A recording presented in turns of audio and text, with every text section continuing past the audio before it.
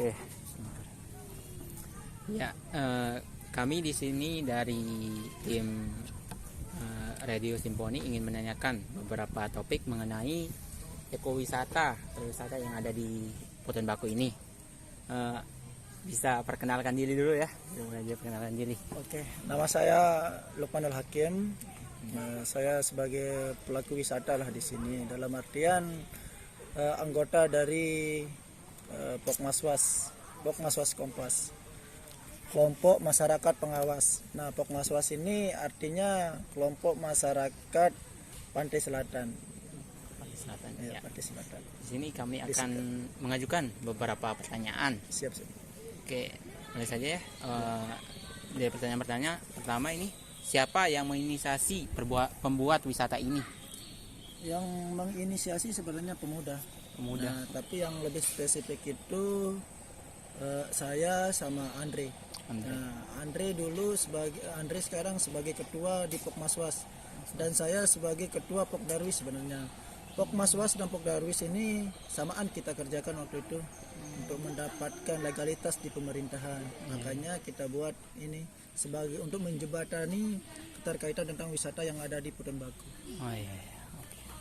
Terus untuk aktivitas apa saja yang bisa ditawarkan di wisata ini? Kalau di sini kan Hutan Bakunya ini kan mirip sama pohon pinus. Kebanyakan wisatawan mengatakan seperti itu. Dan juga ini sebagai tempat penyeberangan untuk wisatawan yang ingin ke Pantai Pink, misalnya kan ke Pasir Putih dan sebagainya. Dan juga kan mayoritas masyarakat di sini aktivitasnya itu sebagai nelayan.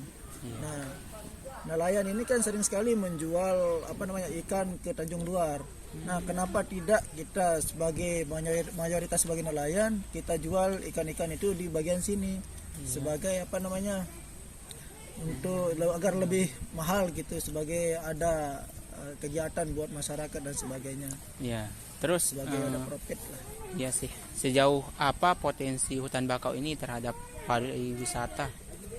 Kalau masalah potensi memang sangat berpotensi sekali.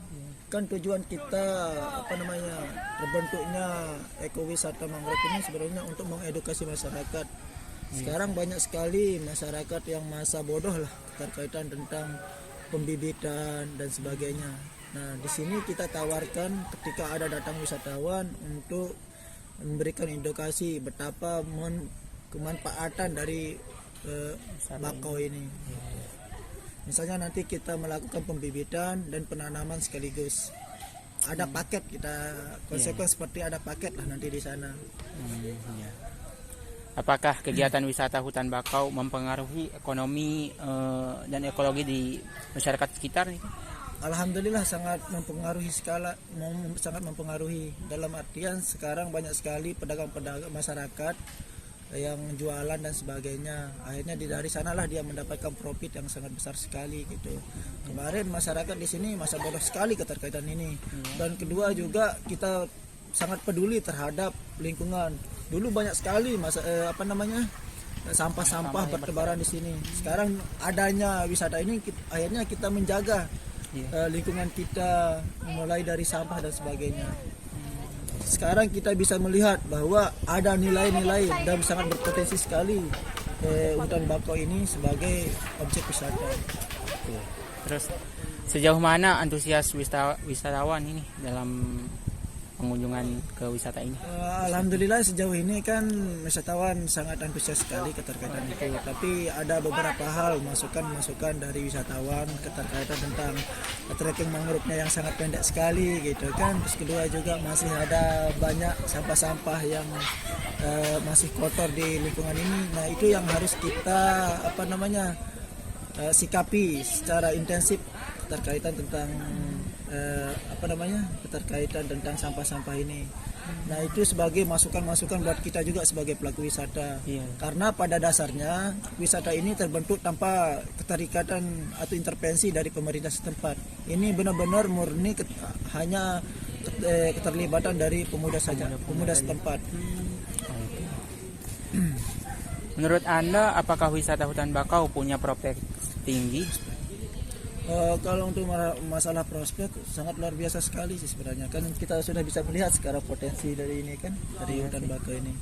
Untuk kedepannya insya Allah lah ini akan menjadi salah satu wisata yang bisa dijual ke luar daerah. Sekali. Terus untuk pertanyaan terakhir nih, apa yang bisa dikembangkan sehingga ada nilai lebih itu di wisata bakau ini? Yang ingin kita kembangkan sebenarnya di sini kan, sebelum adanya hutan bakau seperti ini ada namanya pining. Pining itu sebenarnya hutan bakau juga. Nah, tapi pining ini kenapa dinamakan pining? Karena menurut penuturan dari tokoh-tokoh masyarakat di sini adalah bakau tertua di sini yang usianya ratusan tahun. Sebelum adanya baku-baku seperti pohon pinus ini, memang ada pohon baku yang namanya pining, itu sudah ratusan tahun. Nah, itu nanti kita buatkan konsep untuk jual sejarah di sana. Nah, itulah kenapa makanya dinamakan Putun Bako, karena Putun Bako itu kan wilayah Bako yang ada di ujung desa Jaruharu gitu. Itu namanya, kenapa dinamakan Putun Bako. Oke, terima kasih nih atas waktunya. Mohon maaf ada salah kata dan ucapan. Mungkin itu saja yang dapat Saudara. kita tanyakan nih. Terima kasih.